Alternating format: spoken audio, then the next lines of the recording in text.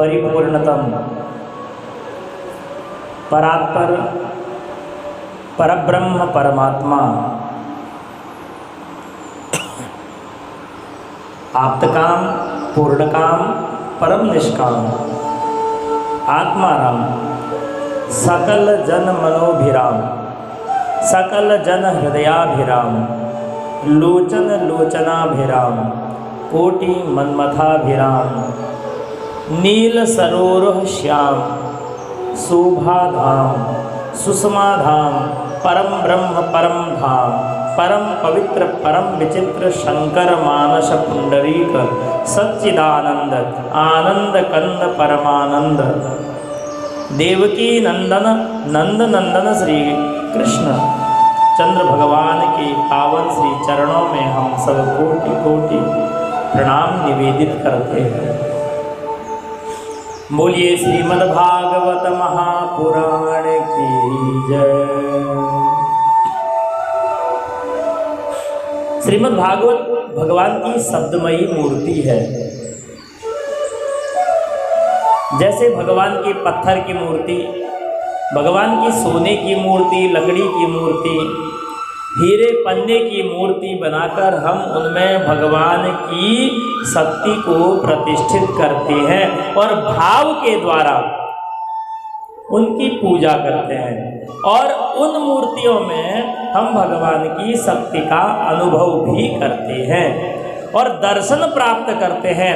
ठीक उसी प्रकार से भागवत महापुराण भगवान की शब्दमयी मूर्ति है और इस मूर्ति को श्री वेद व्यास जी ने बनाया है।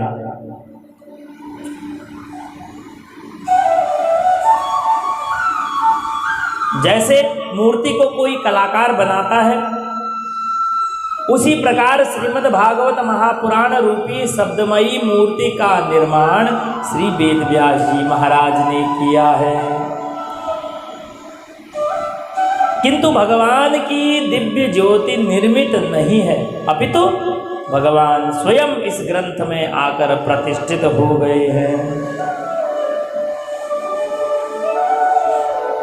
कृष्णावतार में अपनी लीला को परिपूर्ण करके भगवान श्री कृष्ण जब निज धाम जाने लगे, तब श्री उद्धव जी महाराज ने निवेदन करने पर भगवान ने अपने श्री विग्रह को ही श्रीमद् भागवत में प्रतिष्ठित कर दिया। इसलिए श्रीमद् भागवत भगवान की शब्दमयी मूर्ति है। बोलिए श्रीमद् भागवत महापुराण की जय। श्रीमद् भागवत का अर्थ क्या है, पहले हम ये समझने का या समझाने का प्रयास करते हैं। भगवतः इमे भागवताः, अर्थात भगवान के संबंधियों को ही भागवत कहा जाता है और उन भगवान के संबंधियों की जिस ग्रंथ में गाथा गाई गई है उसी को श्रीमद् भागवत कहते हैं। श्रीमन्तो भागवतः यस्मिन् श्रीमद् भागवतम।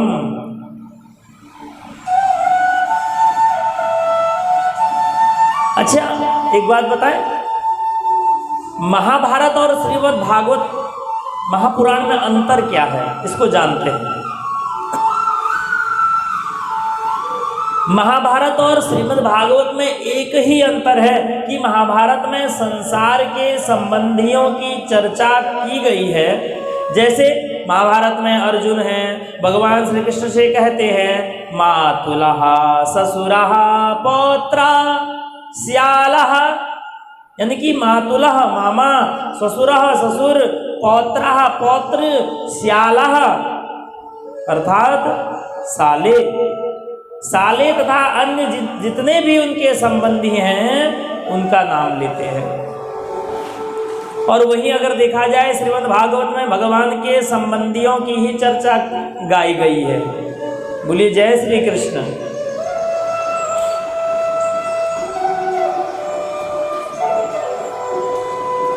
हमारा 5 प्रकार से भगवान के साथ संबंध स्थापित हो सकता है। कैसे भाई, श्रवण करें। पहला भाव है शांत भाव, दूसरा भाव है दास का भाव, तीसरा भाव है सख्य भाव, चौथा भाव है वात्सल्य भाव और पांचवा भाव है माधुर्य भाव। अब इसको समझें। नारद आदि मुनियों ने भगवान की शांत भाव से उपासना की, भगवान प्राप्त हुए। दास्य भाव के उपासकों में श्री हनुमान जी महाराज का नाम सर्वप्रथम आता है। अब तीसरा बताया सख्य भाव। अब यहां पर सुनिए कैसे दशरथ कौशल्या, देवकी वसुदेव, नंद यशोदा, कश्यप अदिति, मनु शतरूपा आदि ने भगवान की वात्सल्य भाव से उपासना की। तीसरा सख्य भाव, सखा के भाव से किसने उपासना की? श्रीदामा अर्थात सुदामा जी महाराज, मधुमंगल अर्जुन आदि ने सखा बनाया तो भगवान की उपासना की।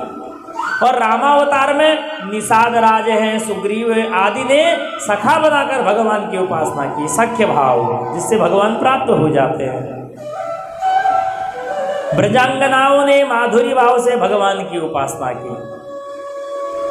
इस प्रकार 5 भाव से भगवान के साथ संबंध स्थापित किया जा सकता है और इन्हीं संबंधियों की चर्चा जिस ग्रंथ में है उसे हम श्रीमद्भागवत महापुराण कहते हैं।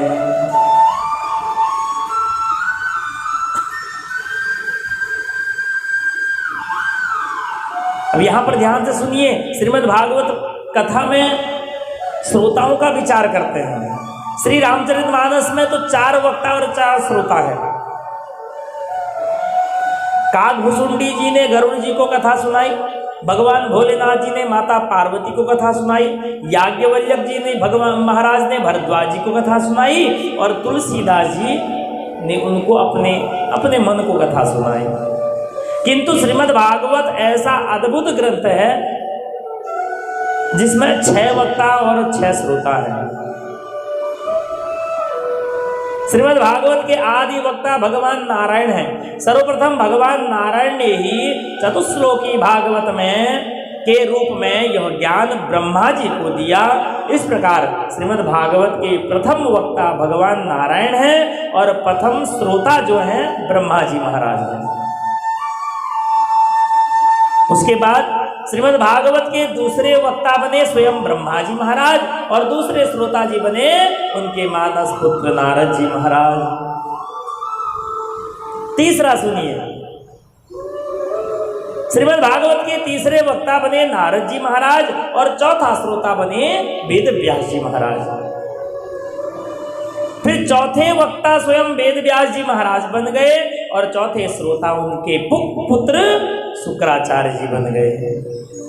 पांचवें वक्ता स्वयं भगवान सुखदेव जी महाराज बने और पांचवें श्रोता बने कौन? परीक्षित जी महाराज। और इन 5 वक्ताओं के सार भाव को आत्मसात करके छठे वक्ता बने श्री स्वयं सूत जी महाराज और सूत जी महाराज ने नैमिषारण्य की पावन भूमि में 88,000 ऋषि मुनियों को यह श्रीमद् भागवत की कथा श्रवण कराई। बोलिए नैमिषारण्य धाम की जय। फिर से आपको एक बार दोहराने का प्रयास करता हूँ, श्रवण करिएगा।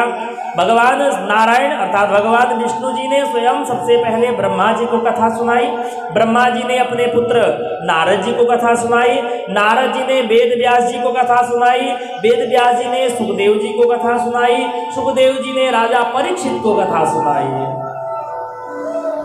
और सूत जी महाराज ने 88,000 ऋषि मुनियों को कथा सुनाई। आइए हम सब लोग अपने सद्गुरुदेव भगवान के श्री चरणों में प्रणाम करके श्रीमद् भागवत जी के महात्म्य में प्रवेश करते हैं। श्रीमद् भागवत महापुराण के महात्म्य का प्रथम श्लोक है,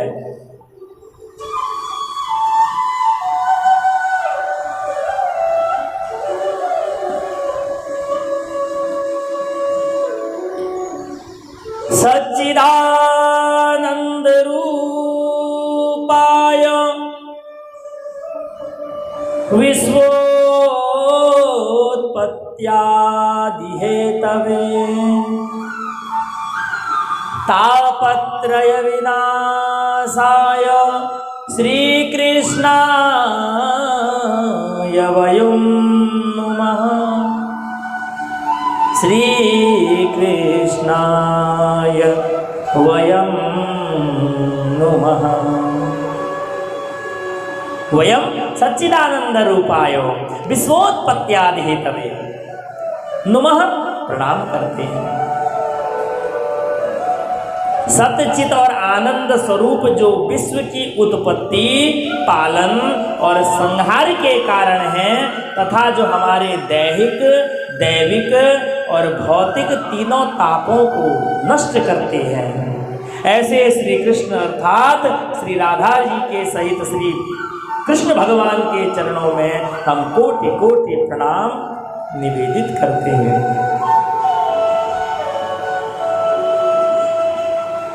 हमारा धर्म कितना महान है भक्तों, इसको श्रवण करें। यहां पर श्लोक आपने सुना, सच्चिदानंद रूपाय विश्वोत्पत्त्यादि हेतवे तापत्रय विनाशाय श्री कृष्णाय वयम नुमः। यह हमारा धर्म है। वयम नुमः, वयम का अर्थ हम सब नमस्कार करते हैं। यहाँ पर लिखने वाले ने अहम नुमः नहीं लिखा कि मैं नमन करता हूँ, प्रणाम करता हूँ। वयम नुमः लिख के संबोधित किया। ये इतना महान ग्रंथ है।